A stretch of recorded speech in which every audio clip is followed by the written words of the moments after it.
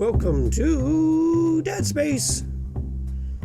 Ta-da! It's Dad Space. It's a podcast for dads by dads. It's a podcast for you. And you're here. I've been waiting. Glad to have you here. Today, I'm going to give you a taste of another podcast. Wait, what? Yeah.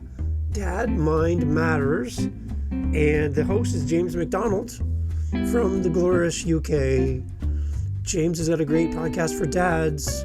So what I'm going to do is give you a taste of one of his episodes right here. You don't have to click anything. You're good. You can put your phone in your pocket now. Dad Mind Matters on Dad Space. Wow. There's going to be a lot of dad here. Here we go on Dad Space. So what I love about the podcasting community is when you find another podcast similar to yours, it's not like, hey, that was my idea. No, it is, hey, how can we work together? How can we support each other? What can we do to raise up great podcasts for dads? And I found one, Dad Mind Matters with James Macdonald. James joins today to share a little bit from his podcast. And so happy to have James on this show. And what I wanted to do was give you a little clip from him on my Living the Next Chapter podcast and the future episode of Dad Space, where he's going to be on here as well. But there's a little clip from James talking about his show and why it's important. And then I'm going to give you, yes, for free, ding, ding, an entire episode of the Dad Mind Matters and give you a chance to hear James's podcast. How's that? Right? Again, put your phone away. No, you don't need to hold this phone. You can put that in his little holder, put it in your pocket. We got a great episode for you here on Dad Space. So here's a little clip from James talking about why he created the show and a little bit of information about his podcast. And then we're going to jump right into an episode called What's the Top Parenting Skill, ? For parenting roles you need to master to be a great dad, from the Dad Mind Matters podcast. So here's a little bit about from James talking about his show, and then we're going to jump right into the episode here on Dad Space. Thanks for listening. Here we go. And so you not only have the book, but you have your podcast. And what I love on your podcast is you have a link to your book, which is kind of nice for your listeners. They can actually access the book. That's very kind of you. Talk about your podcast and the connection between your podcast and your book. So my podcast is called Dad Mind Matters, and it's trying to help men safely navigate family life without losing their minds. So I think family life is hard. I think becoming a husband or a father is incredibly hard. You only ever get 50% of the votes, so you can work incredibly hard, and things can still go wrong and can be a challenge. So and a little bit like when I first became a parent, there didn't seem to be much in the way of for dads to know. To be honest with you, I don't think there's much for men. You know, if you search sort of podcasts for men, there's not an awful lot out there. I mean, there are some great ones, you know, like yours and what you're doing, but there's not anything like the amount that I think of support there is for women. And granted, women are going through the physical changes. They are growing a child. So yes, they are doing the lion's share of the work, but the change for a man becoming a parent, you know, you become something, the minute that child is out, you become something very different. And that could be really difficult to get your head around. So Dad Mind Matters is a podcast I post twice a week, and on all sorts of topics to do with parenting, marriage, and mental health. And yeah, I mean, I happily will send anyone who wants a digital copy of the book. All I would ask is that they give me a review of it on Amazon once they've had a look at it. But and I'm sure this resonates with you, and maybe it does. The interesting thing actually with anything like podcasting is actually when you get the feedback and someone you've managed to really connect with someone on the other side of the world who you're probably never going to meet, but you've created something that has resonated with them, maybe helped them. That's such an amazing thing to be able to do. And once that happens, and it will inevitably, I think, if you start podcasting or writing or producing any content, yes, you might get some negative comments, but you will get people say, I really enjoyed that, or that really made me laugh, or that really made me think of it from a different perspective. And I think that's a really positive thing that we need more of in the world. Okay, so here's a taste of James's podcast, Dad Mind Matters. Here's an episode, of a complete episode for you here on the Dad Space Podcast. There you go. Successful parenting is mastering some roles. Information you must take in. And just to clarify, when I'm talking about roles, I don't mean cheese, tuna or bacon. Hi there, my name's James, and thank you so much for checking out my podcast, Dad Mind Matters, helping men to safely navigate family life without losing their minds.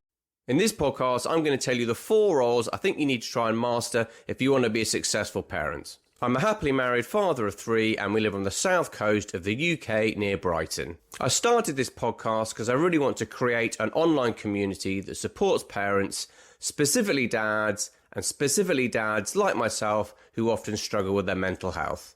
If that sounds like something you'd like to support, please follow my podcast, or if you're watching this on my YouTube channel, please hit subscribe. The first role I think you have to try and master as a dad is that of a motivator. One of the things I think is difficult about being a dad and a mum as well is that quite often now that you're a parent, you have to put a lot of your own stuff in a box and put your kids' needs and wants first. Motivating yourself to get up, to have a shower, to brush your teeth, to eat healthily is hard enough, but having to do that for yourself and your children just brings a new level of stress. I've realised there's no way I can possibly motivate my children to do things if I'm not doing them as well. So I know that step 1 of getting my kids to clean their room is make sure I clean my room and make my bed as well. There's no way my children will have good manners if I don't have good manners. There's no way my children will respect each other if I don't respect them. If I don't model behaviour where I'm respecting my wife and respecting my children and being polite to people, then there's no way they're going to copy that. I've often found just by modelling the behaviour you want to see in your children is the best motivator. I find that instead of shouting at them and getting cross, ignoring the behaviour and praising the good behaviour maybe of their brothers or sisters is actually much more effective. Like all human beings, yourself included, we all sometimes just need that little bit of a push, that little bit of an ego stroke to get us to do things that we often don't feel like doing. I don't always feel like getting up and going to jiu-jitsu. So when my son comes out of school and says, "Oh, can I miss jiu-jitsu today?" I know that actually all he needs is a little bit of a push, a little bit of motivation, not disappointment. Instead of getting upset or disappointed or cross with him for not wanting to go to jiu-jitsu after school, maybe say, "Okay, I hear what you're saying, you're tired, you've had a long day. Why don't you just get changed in your jiu-jitsu kit and then you can sit and watch?" And what you'll find is by the time he's got changed, he's got down there and he's seen a few of his friends running around having a nice time, he wants to get involved. When it comes to motivation, and this is a technique that I think is as helpful and effective to motivate yourself to do things as it is to others, try and do it with kindness. When your kids wake up and say, "I don't want to go to school today," instead of getting cross and just saying, "Well, it's just something you've got to do," listen to them. Give them some time to talk and express themselves, and maybe try and meet them halfway. Maybe say, "Okay, well, if you're not feeling well today, maybe let's just get ready to school, let's go to school, and if you feel really sick during the day, you can tell your teacher, maybe she can ring me and I can come pick you up." And 9 times out of 10, they get to school, they forget whatever it is they were worried about, and they have a nice day at school. When I think about any of the people that have motivated me in the past, my teachers, my friends, I wasn't motivated by being scared of them. I didn't think, "Oh, I need to do that, otherwise I'm going to get shouted at." Usually I wanted to copy their behaviour. Usually it's because I wanted to achieve something they've achieved. Often it's because I wanted to impress them. If you model the behaviour and set the standards for your children, then there's a strong chance they'll follow suit. And the second role I think you need to master as a dad is that of an enforcer. Enforcer sounds a bit sinister. I'm not sure I'd use the word enforcer. But children, and I think people in general, need to be surrounded by people who are consistent and firm and not scared to grab the nettle and tell someone some hard truths if they need to hear some. I very much doubt that your partner was attracted to you because you were weak.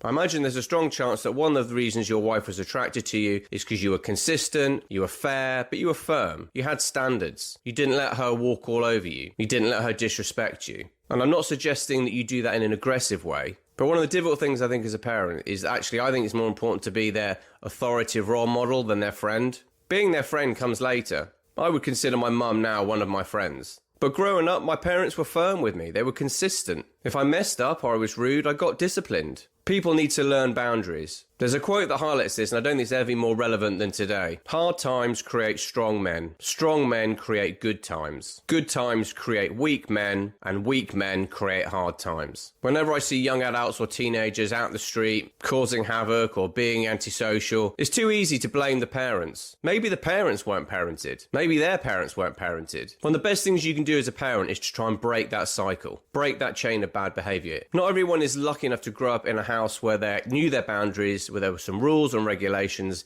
They knew they were loved, but they also knew that their parents were in charge and they couldn't run riot. Children need boundaries. People need boundaries. Boundaries, rules and regulations make people feel safe and secure. People are more likely to thrive in a structured society. Anarchy doesn't work. Chaos makes people feel unsettled, as you can see if you look at the world around us at the moment. So when I say enforcer, I just mean be firm, be consistent, and maintain the boundaries. Sometimes that's really hard when you're tired at the end of the day and you've just got no energy left. But if your kids learn that dad's actually pretty consistent, if he says no to something, it means no. And not in a shouty, aggressive way, in a firm way. When my son's done or said something that's inappropriate or antisocial, I've asked him not to do, and I've warned him that if he does it again, I'll take his Xbox away and he won't have it for a day. Well, you need to back that up. Even if backing it up means that there'll be an hour of shouting, screaming, and a bit of a meltdown. Your children need to know you're in charge. By being weak and being a pushover, you're not only doing them a disservice, you're potentially doing their children a disservice. You're setting the standard for your sons and daughters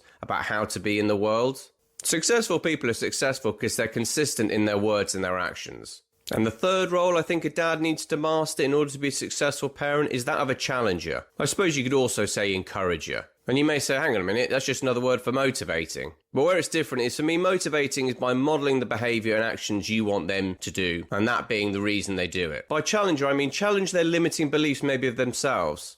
I remember watching an amazing TED Talk about limiting beliefs, and the speaker said, if you were to go into a class of 5-year-olds and say, who's the strongest person in this class? All the kids would put their hands up. Who's the fastest? All the kids would put their hands up. Whereas if you were to go into a class of 7 or 8-year-olds and said, who's the fastest person? They'd probably point to one child. Who's the cleverest? They'd probably point to a different child. Who's the person most likely to be a professional footballer? They'd point to a child. Who's the person most likely to be a film star? As your children interact with other children, they're going to start thinking, okay, well, I'm not the fastest. I'm not the cleverest. I'm not the most theatrical. I'm not the bravest. I'm not the best at speaking up. And it's really important for you to challenge that limiting belief, because your children can be anything they want. And that's not an annoying, motivational, throwaway comment. It's true. Hard work beats talent when talent doesn't work hard. And it's true. It doesn't matter how naturally gifted you are. If you're not prepared to do the work and consistently turn up, then you won't be successful. I'm convinced that 90% of success is just turning up and your ability to deal with the hurdles and the failures and things that you seem as mistakes. There's no mistakes, it's all learning. But when your child comes home and says, I can't audition for the school play, I'm not good at that, I challenge that. Say, well, why aren't you good at that? Maybe it's just a skill you haven't learnt yet. Encourage them to do these things. If you see that they just need you to put a perspective on it, or give them an example of when you didn't think you could do something and you gave it a go and actually you realised you weren't bad at it, or actually you're really good at it, you'll really help them, not just in their childhood but in their life. We're all going to try all sorts of things, and there are going to be some things that don't work. I have had so many false dawns on YouTube channels, on podcasts, on blogs. I've started so many things that haven't worked out, but instead of feeling bad about it or giving myself a hard time, I chalked it up to experience and I tried something else. And there's no guarantee that this podcast or YouTube channel is going to be successful. I've just written a book and there's no guarantee it'll do very well. There's a strong chance the only person that'll buy it will be my mum.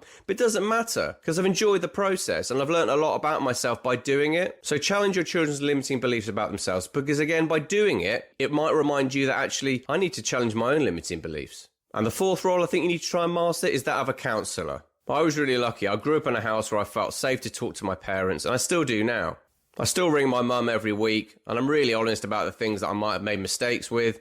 I still ask her opinion, because actually your parents know. If you ring up your parents and they ask how things are, and things aren't great, and you try and pretend they are, they know anyway. They know you so well. They can tell by the tone of your voice. And actually, you're doing a misservice. If you've got parents who are in their 70s, that's 70 years of experience they've got. That's maybe 30 or 40 years of experience more than you have. You'd be stupid not to ask their opinion. You'd be stupid not to ask their advice. This isn't an easy thing to do, because I don't think we ever stop trying to win the approval of our parents. And we all have an ego. But the times I've really struggled in life, or the times I've got myself in a bad situation, or there's something I'm really worried about, and I've swallowed my pride and rung my parents, I always feel better. And they feel better, because they know there's a problem, and they're probably more relieved to know the problem than to try and worry about what it might be. And you can model this behaviour to your children. If your children see that you can ask your partner for help, or you can admit your partner you've made a mistake and ask for her help, then they'll say, oh, that's all right. That's okay to do. Adults aren't perfect. People aren't perfect. People get stuff wrong.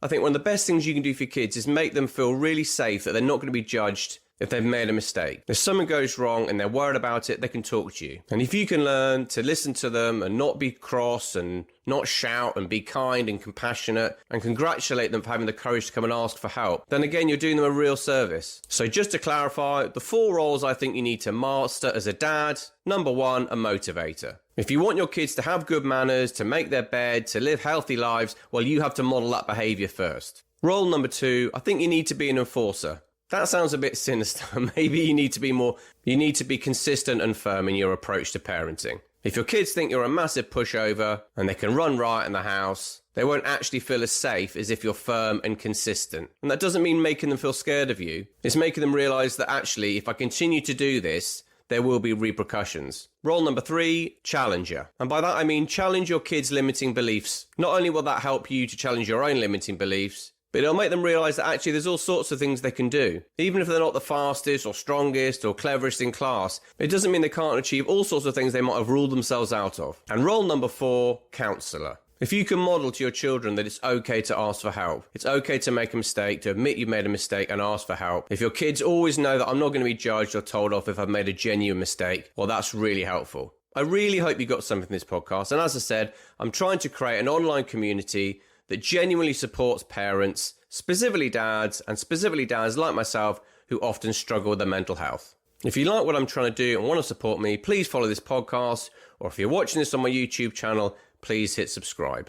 I'd love to know what you think about the podcast. Was there something that I missed out? Was there one role that particularly resonated with you? Where are you in the world? Is there a question you have about being a dad that I might be able to help with? If so, just drop me a comment. I hope wherever you are in the world, you're okay. Take care. When she says we're helping out at the school fete, take a deep breath and meditate, and don't worry. Just be a daddy. Dad Mind Matters, helping men safely navigate family life without losing their minds. 2 podcasts every week on a Monday and a Thursday.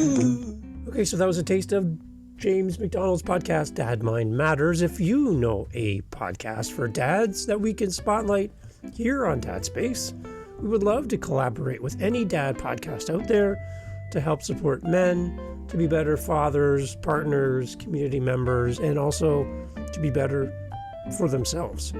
I would love to connect with you if you're a podcast host, if you're a podcast listener, and there's a show you absolutely love. Head over to our website, dadspace.ca. Little voice message option there. You can leave a recorded message. We'll bring it into the podcast. You can email us there as well. Let us know about a podcast that you love for dads, and I'd love to feature them here on our podcast as well and connect with them. Your recommendations are always welcome. Thank you for listening to the podcast. Great to have you here. Looking forward to the next episode, and can't wait to talk more dad stuff with you here on Dad Space. Take care. Thanks for listening to Dad Space today. Go check us out on all of our social media, YouTube, all that great stuff. You can find us as Dad Space Podcast. Real simple. Dad Space Podcast, whether you're on Facebook, Instagram, TikTok, even YouTube. Email us, dadspacepodcast@gmail.com. We're always looking for great guests to come on the podcast. If you have any feedback for us, let us know here at Dad Space. Looking forward to connecting with you on the next episode, right here of Dad Space. Follow us on your podcast app for more. Cheers. To you, Dad. Thank you.